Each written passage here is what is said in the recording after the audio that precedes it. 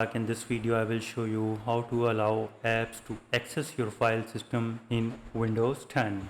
Make sure allowing apps to access your file system is essential for the certain programs to open, save or modify your documents and media. Windows 10 including privacy setting that lets you control this access globally or for this specific app. So here is how to manage these permissions. So for this you need to click on this start icon and click on this settings gear icon.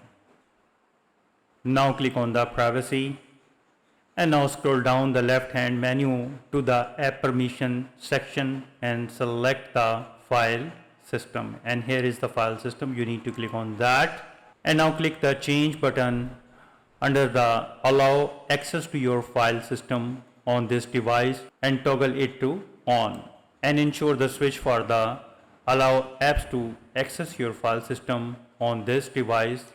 Click on this change and should be turned on like this one. And that's all for the today. So this way you can easily turn on allow apps to access your file system in Windows 10. If you think this video is helpful, please support my channel. Thanks for watching.